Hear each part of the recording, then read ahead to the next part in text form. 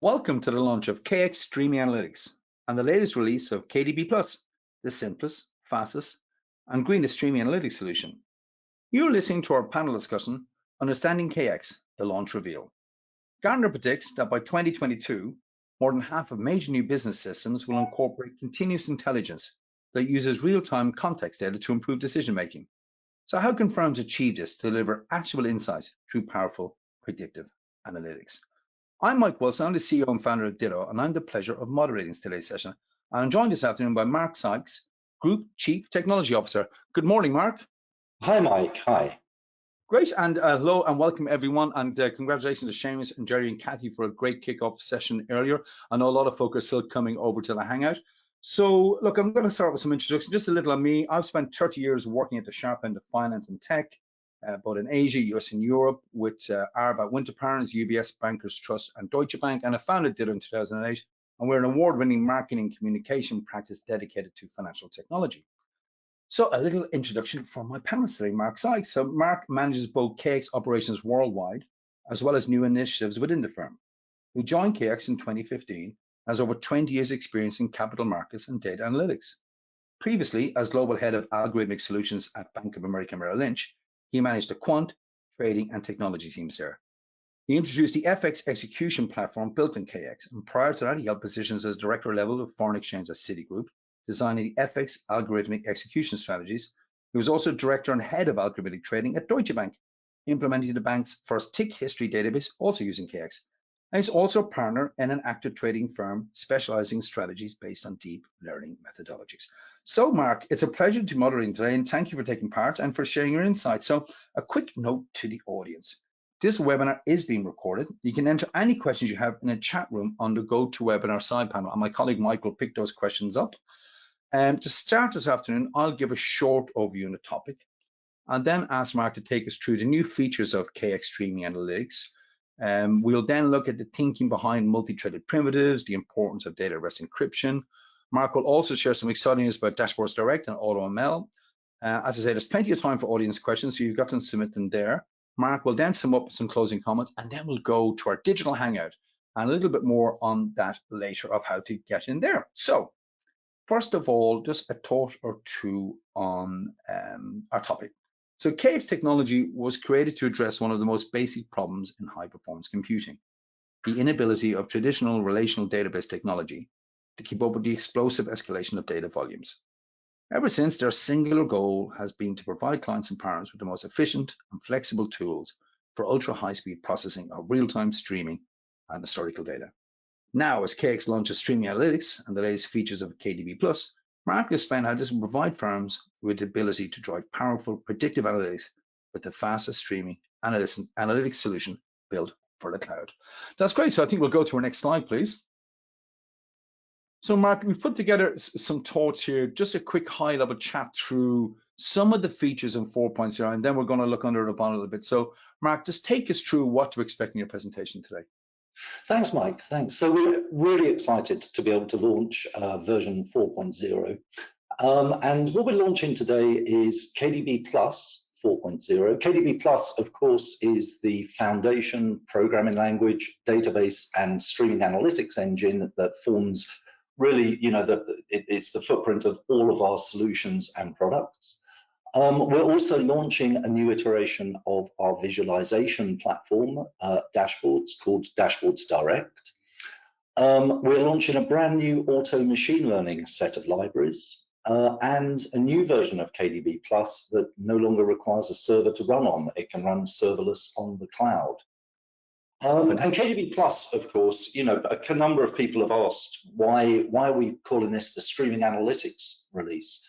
And KDB Plus and KX has always been in the streaming analytics space. It's part of our foundation. We may be best known for being a persistent database, for being able to store really massive amounts of large data and being able to access it quickly. We're also very well known, of course, for the programming language and the ease of querying that data through QSQL, our ability to perform compute in memory.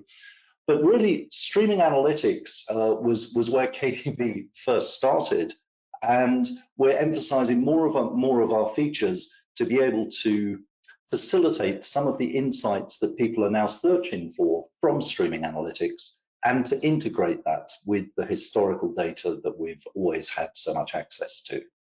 Well, Jerry mentioned earlier about the real-time brain and consciousness of business now and creating this actionable data and continuous intelligence. So if we go to the next slide, we'll kick in, Mark, let's kick off with why multi-threaded primitives. And maybe for our audience, if you go to the next slide, folks, just frame what multi-threaded primitives are and why is this so important in this release? Yeah, of course. We'll focus on the KDB Plus 4.0 release that we're launching. Has many new features. I would encourage all of our customers to download it and have a look at the release notes that are available on code.kx.com.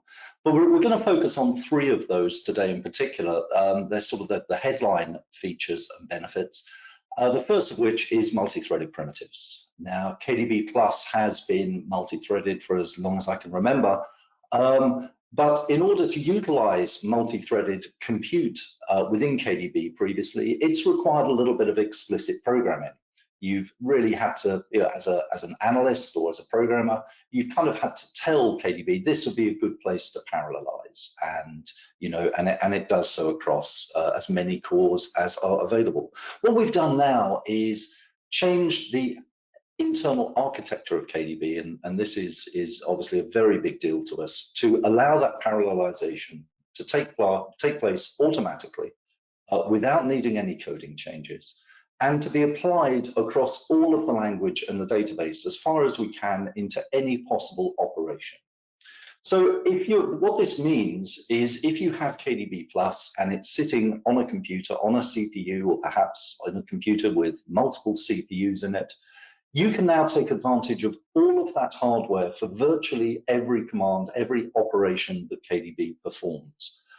We've spent a massive amount of time optimizing the way that selects work when you're trying to actually get new data. There are large benefits when you are ingesting data and doing any pre-processing on that. And what we're really saying is, in its simplest terms, is if you take your code today, your KDB, your Q code, and you simply upgrade to 4.0, then that code will run fine, which is amazing. And some of the gains in speed that we've seen are really quite breathtaking. The 70% that you see on this slide here was our own internal tests running our own machine learning library. Wow, so the fastest just got faster, Mark. Now we know that it's always been designed for extreme scale KX. You've always handled, time-based data with the smallest possible footprint. Is this available to everyone, Mark? Is there anything that existing customers need to do, or is this going to happen just out of the box? This happens out of the box. Customers today are welcome to go to downloads.kx.com and take the new version of KDB Plus 4.0. Clearly, we always, as with every upgrade, recommend extensively testing it before putting this into production.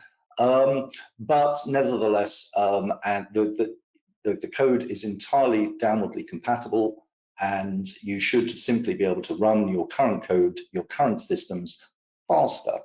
What that means is that you can process more inbound data. You can scale even further without having to increase your hardware footprint. And that's a significant step forward. We are also making this release available to our on-demand non-commercial version. So if you're not using KDB today and you want to, then simply going to ondemand.kx.com will allow you to download a copy of 4.0 and start using it right now. Oh, thank you very much. And now if we just move on to the next slide, please. Data at rest encryption is important. I mean, the times we're living at the moment, currently, Mark, people working from home, BCP has become kind of BAU.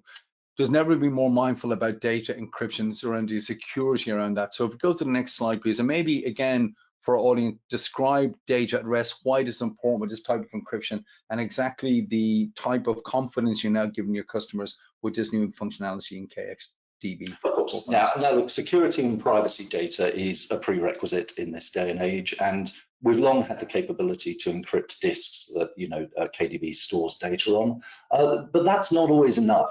We need extra levels of security, that are equivalent to those that we employ for transmitting data on the wire and handling it in memory. So we've introduced a data at rest feature that will allow a user to encrypt an entire table, or perhaps just a column of table or multiple columns. In the same way that you would compress data today, you can now encrypt it as well.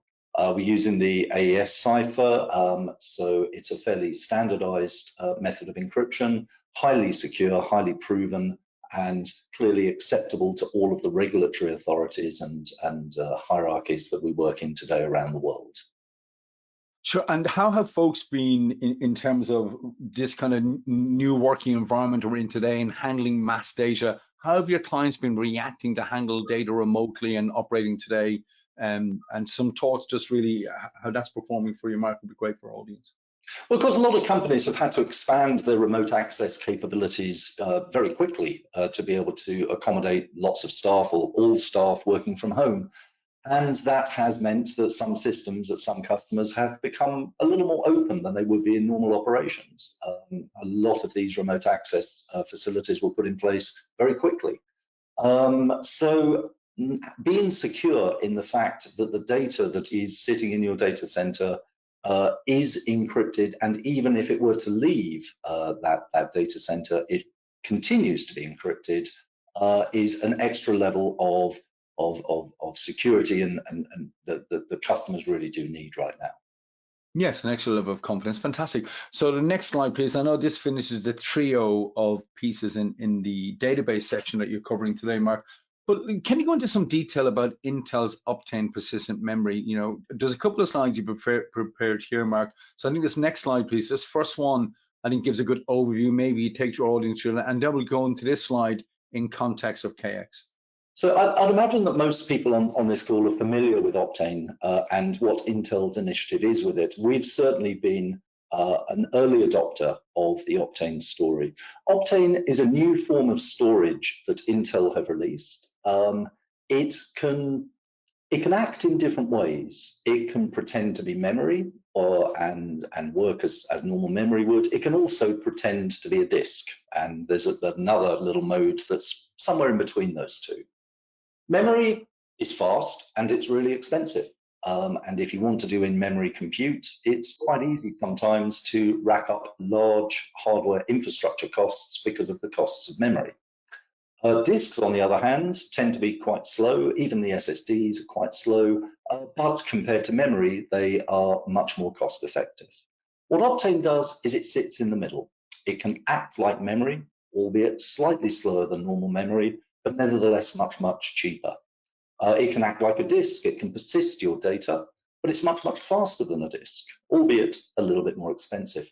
So if you just want to move on one slide there, Mike, what we've done is put in place code native to KDB. We're one of the first software suppliers in the world to do this. We worked very closely with Intel and are very grateful to them for all of their help to allow you to specify in code where you would like data to sit. We have a native interface to their app direct mode, and you can now use KDB 4.0 to either hugely increase the memory footprints that you're running the data on, or rapidly increase the speed of the disks that you're persisting data of, or use the app direct mode, which is that little bit in the middle that is kind of like a persistent memory. So stuff runs faster, which is what we're all about as a company.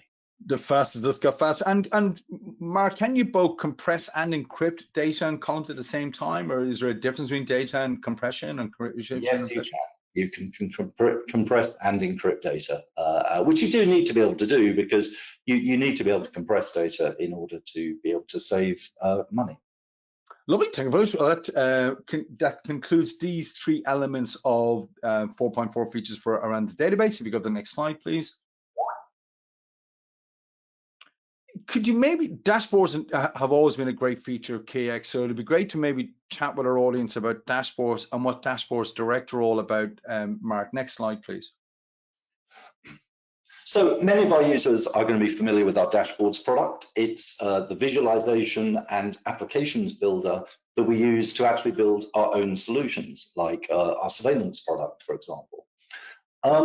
It is not like most other dashboards. It doesn't just sit there and do refreshes of static data that sit in there somewhere in a database, like so many dashboard products.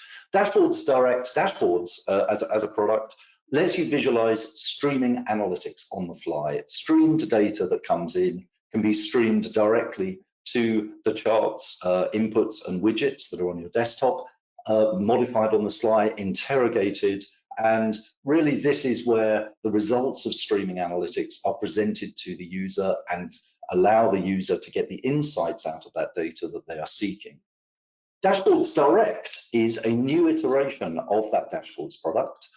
It is being made available. It does not require the rest of the KX platform. It will connect directly to KDB Plus 4.0, and we are making it available at no cost for up to 5 simultaneous users to everybody as of now. And again, at code.kx.com, you can go there to find out how to download your own copy of it. Great. So look, I'd like to dwell on this slide for a bit, Mark, chat about some of the use cases and why it is important, the business need driving this way. So Jerry earlier talked about these actionable insights, this continuous intelligence stream that, KX isn't just about a store of data, it's about the ability to look at a store, but also analyze historical data in real time. So maybe to share with our audience some of the typical use cases that you're seeing with dashboards and dashboards direct from your KX customers out there. Well, dashboards it's many things to many different people. You can actually build a complete two-way interactive interfacing between your data and the end user. So you can use it to capture information. We see it used for workflow tracking. We see it obviously used for the display and analysis of real-time financial streams. We see it in other industries. This is the product used in our Formula One for the racetrack and wind tunnel type implementations that we have. So this allows you to monitor inbound streams of information, and yes, that could come from a Formula One race car. It could compare it to historical information and patterns that are stored in the persisted database, and you can put computed analytics that are calculated on the fly either inside KDB, inside your infrastructure, or even locally on your Dashboards Direct implementation to turn that into something that you can look at in order to allow people to make rapid decisions.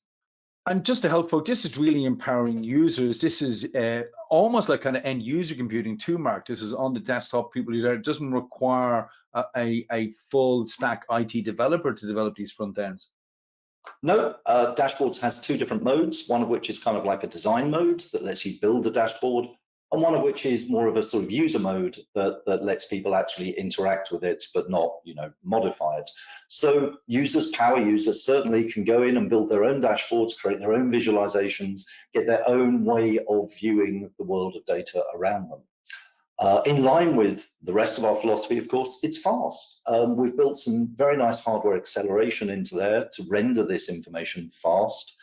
We've certainly in our tests, it's faster than any other visualization package we've seen, which you need when you're dealing with streaming real-time data. And of course, for people who are developers, we have the capability to plug in your own widgets. There is a software development kit built into it to let you enhance it and increase its capabilities, possibly with other widgets, HTML5 widgets that exist in your company today. Fantastic, thank you very much. Well, I know later we'll chat with Tony Braun from Paddy Power Betfair and some of the ways they're using dashboards within Paddy Power. Super stuff. So next slide, please. Yeah, so it's a front of mind in front of newspapers about machine learning, AI, streaming analytics is the fuel source and the corner bedding. Seamus mentioned earlier on that a lot of this new advances are happening. So could you tell us more about AutoML? But also I think we're going to explore more too about what this means for KX and your kind of vision of the future and this type of high-powered analytics. So next slide, please. So we've had a machine learning toolkit available, open source, and available at no cost to everybody for about a year now. It's proved to be hugely popular. People, if you have data, and that might be streamed real-time data, or it might be persisted data, people don't just want to analyze it, they don't want to look at insights from it, they want to go one step beyond, which is to predict from it as well. Maybe categorize information that's coming in, segment and cluster it, and make predictions about what that might mean for its business in the future. The machine learning toolkit lets KDB users do that. But of course, with any machine learning toolkit, the data scientist or the machine learning engineer has got this huge sort of overhead of work that needs to be done. You need to take that data, you need to create features out of that data that might have predictive qualities. You need to work out which of those features is relevant to the thing that you're trying to predict. And then you've got a whole host of different algorithms that you might be using to try and ascertain which is the best model to use. So being a time series company, we've very much come at this from a time series element, which perhaps is an area often neglected by other machine learning libraries.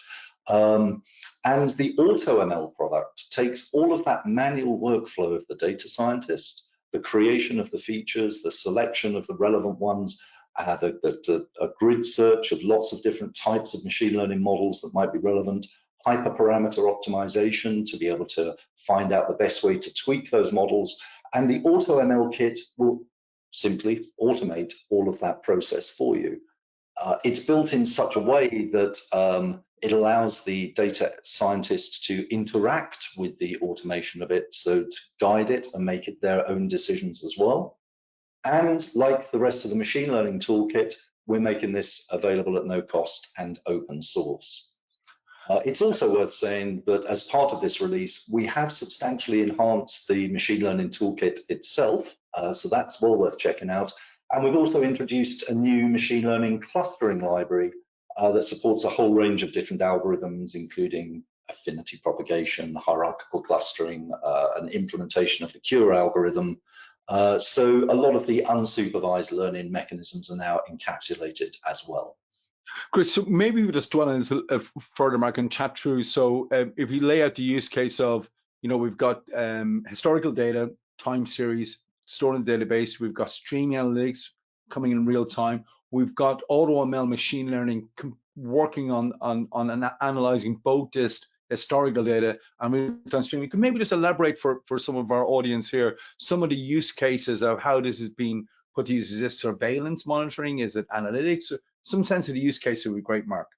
There's definitely applications in surveillance, particularly from the perspective of reducing false positives. Yes, that's true. But if we take like a real world use case at a large bank, on their sales desk, they get customers ringing up, and those customers make queries. This is the fixed income desk about certain type of bonds that they may have an interest in purchasing. The bank doesn't necessarily have that bond in its inventory to be able to sell, but nevertheless, the conversation takes place with the customer. Now, in this particular implementation, the information about the customer, the bond that they're interested in, is fed into a streaming analytics engine. That engine inquires from the persisted data to ascertain their position and revalues it from the stream of inbound market data. So now the analytics engine knows about the customer, knows what it's initially interested in, knows perhaps that the bank doesn't have that on its books at the moment, but is also able to run the CURE algorithm that I mentioned earlier, which is, it's kind of an implementation of the Amazon customers also purchased feature. We're very proud to be able to implement that at scale in KDB. And it, from the persisted data, can then ascertain if there are other similar customers that might have made such queries and what other bonds in the bank's inventory might be suitable to fill that client's needs. So it acts essentially as a sales tool. It can scan the entire inventory, it can work out what's relevant to that customer's requirement and make a suggestion that perhaps the salesman himself wouldn't have even known about. So as a sales support tool, that's a great implementation of streaming analytics, machine learning, KDB, and massive amounts of data. Great, and available now for KX customers there to get out of the box, Mark. All available at no cost, code.kx.com, and the source code is available in our GitHub. Oh, fantastic, super. So next slide, please. So why is KDB plus serverless? I think we're going to talk in this section here, Mark, about cloud, about agility. You know, Jerry also talked earlier about, you know, how the edge is eating the cloud. But maybe if we go to the next slide and let's give our audience an overview of why it's serverless and what it all means. So early adopters of the cloud, of course, were simply using the cloud as someone else's data center. In the lift and shift type operations that took place a few years ago, like 5 years ago, things have evolved now, and we as a firm are evolving to embrace a much more cloud native type of philosophy. The idea, and elasticity is a large part of the cloud story today, the ability to scale up only when required to perform really only those compute functions that are needed. Serverless is an implementation of this, where your computer process, be it the calculation of a streaming analytic, be it a query against a database, be it the ingestion of new data into a data store, no longer really requires a physical computer to be associated with it. You don't need any type of predefined instance. Serverless, Amazon have implemented with their Lambda environment, the Amazon Lambda environment. And historically, Lambda has been available to let you run code written in things like Python and Java. By working closely with Amazon, we have a very close partnership with Amazon, we can now include Q as one of those languages. So you can fire up Lambda processes or thousands of Lambda processes simultaneously, execute Q code, execute an analytic, execute a query against a pre-existing database. And those Lambda instances will run for the tens or hundreds of milliseconds that it takes that query to run, and then shut down. That was the great thing for that is not having to pre-configure all of your different instances means you can run as few or as many as you need for your load at that moment. It also means you only get charged for what you use, which is very attractive for more cost-effective but high-scale compute environments. And if you go to serverless.kx.com, customers can now make a commercial agreement with us to implement KDB on Amazon Lambda that gets deployed into their Lambda environments. Existing enterprise users, of course, already have this capability. Their licenses allow them to do this.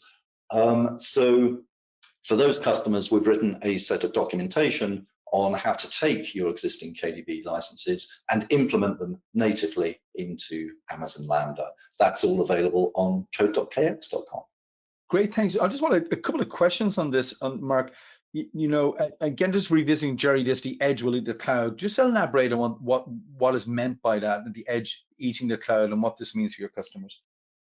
So the edge eating the cloud has got bigger and bigger. It's got more and more important, and the scope and the reach of the cloud is getting further and further out towards the edge physically of the fabric. Clouds can now be purchased in a box and implemented in your own data center even.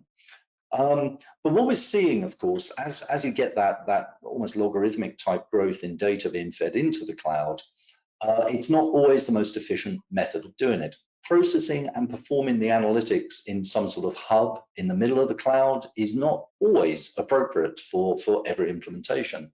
Sometimes it's better to do the analytics, to do the compute where the data is actually captured, and make decisions where that data is actually captured. Then you don't need to send so much data back to the cloud. Indeed, in some environments, in some countries, or in space, it's not always possible to send data back to the cloud.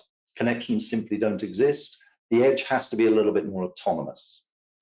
KDB's footprint, which Jerry spoke of in an earlier session, coupled with its physical footprint, it's a very tiny application, allows it to be deployed not just in the cloud, but also at the very edges of the cloud and the edge itself, which means that all of the analytics and results that you are calculating in Q, in KDB+, in our KX systems can be done out at the edge as well. And we're seeing very large scaling and cost effective opportunities by doing that type of deployment.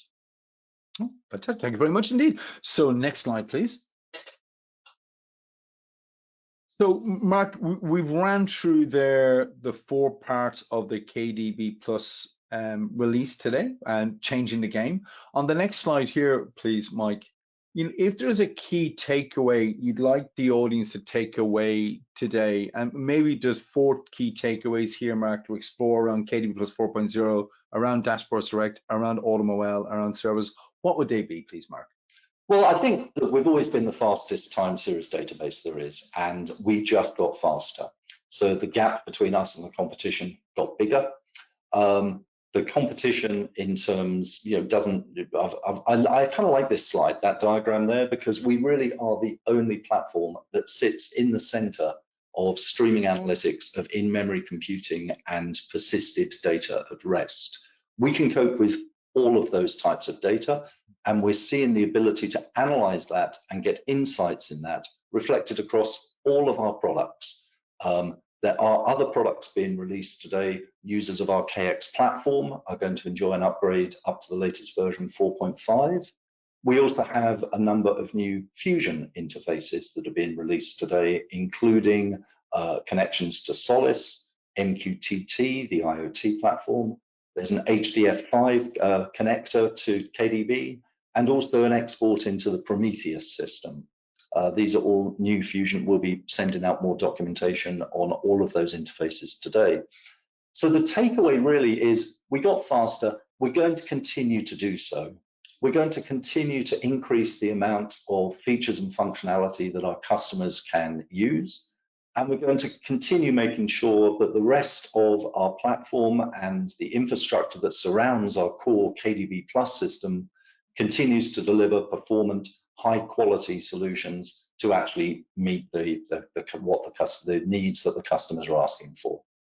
Fantastic. Thank you very much. And just to remind the audience here, thank you very much for sending your questions. Mike's gathered those. We're going to come to an audience Q&A part in a moment, and we'll also get a chance to go into the Hangout where you can actually chat with Mark directly. So if you go to the next slide, please, we do have some questions that have come in, Mark. So the first one is does KDB use Optane in memory mode or app direct mode? And in case of memory mode, does KDB has native interface to Optane? I'm actually not the best person to answer that. And what I definitely don't want to do is give an answer that's wrong. So this has been recorded. Exactly. So I'm going to defer that to the live session afterwards and ask one of the other participants to take on that question. Yeah, pretty good. So, no, pretty good. So the next question here is actually an intriguing one, Mark. It's around Dashboards Direct. And it's saying, look, if it's super fast and super real time, how do users not get overwhelmed in this fast changing real time information? How do folk, keep pace with the fast data? And just share your thoughts on that for our audience would be great. So if the amount of data that's on your screen is overwhelming you, then really that screen has not been designed as well as it should be. There is a limit to the amount of information that a user can see. There is a limit to the number of updates per second a user can see. And the fact that we can exceed those limits doesn't necessarily mean that you should. The point about having a fast visualization application is it allows you to cope with any load of inbound data. To make it usable for for an actual human being, you might want to limit, in the same way that traders do with inbound charts. They don't all sit there looking at tick charts. They look at aggregated charts. They look at bar charts. They look at candle charts. So displaying the information in a way that is palatable and usable by a human being is not the same as being able to process huge amounts of data very, very quickly and render that information quickly on the screen. So if you're looking at a candle chart, you want to know that the close of that candle is the correct market price. So you need to update it quickly. But that doesn't mean that the amount of data that the end customer is looking at is actually increased in any way. All it means is that we are showing the right thing at the right time. Thank you very much. So, Mark, the questions are coming thick and fast here, and there's a great array of them. But in this one here, just come in, and maybe you can hopefully help with KDB Plus. What's the business model, Mark? Is it software as a service or license based, or what's the commercial arrangement around KDB Plus? We service different verticals and we service different types of customers. And one thing that we've introduced very much over the last few years is a high degree of flexibility in our licensing arrangements. KDB Plus is available, obviously, you can purchase cores on a per core basis if that was something that you wish to do. However, KDB Plus is also available on an on-demand basis. It's available from the Amazon Marketplace. It's available from the Google Marketplace. So you can literally take a much more elastic pay for what you use type of approach. We have OEM arrangements in place. We have entire solutions where we're not necessarily selling a technology platform, we're selling the answer to a business problem. And our surveillance product would be an excellent example of that. So there's no real answer to it, but the answer that we definitely can give is that whatever the business requirement is, we will have a commercial model to fit it. And we will find a way to make it fit in a way that keeps all of the parties happy. Okay. Well, another question has come in on the KDB database side, and it's about making them scalable. And it says, how can you make KDB scalable? How can you make a number of servers and databases that look as though the ones that the clients don't need to know where the data is living? So that's a great question. And first of all, can it be made scalable? Yes, of course it can. The creation of things like the Peach command to work over multiple different nodes, which can be allocated dynamically as well, was something that was introduced years and years ago. And the mechanism of managing that and managing the environment, it does change from customer to customer. And really, that's where the job of the platform comes in. The KX platform sits above KDB. It allows the enterprise type of features that would be applicable. So, for example, integration to single sign-ons, authentication, the management of entitlements so that people see the data that they're allowed to see, and also the deployment mechanisms of making KDB scalable sit and live within that platform. Some customers have built their own. Some use ours. We also have two distinct flavors of the platform that we've built for particular verticals, the refinery product for finance, and also our sensors product for IoT and manufacturing. They are implementations of that same platform with some domain-specific features. So it's possible, and it's generally done through that platform layer. Well, thank you very much, Steve. So if we go to the next slide, please. So we're about to finish up here and go off to our digital hangout. So if you open up a new browser and put in allthews.kx.com/live, we'll head over to Microsoft Teams and you can meet Mark in person digitally, and you can share your questions directly with Mark and myself and Kathy. Mark, it's been an absolutely fantastic quick tour of KDB 4.0 and the release changed the game. If you head to the next slide, please, Mike. This is what we've got coming up later this afternoon. So if you haven't already registered, we've got KX in action with financial markets, James Corcoran and Tony Braun. And then later this afternoon, just after that, we've got Paul Colgan and Shamak Tomchak on IoT across industries. Now, if you haven't already registered for those sessions, visit kx.com, stream links, launch the URL just there, and please sign up. We've got time to sign up for those. And next slide, please.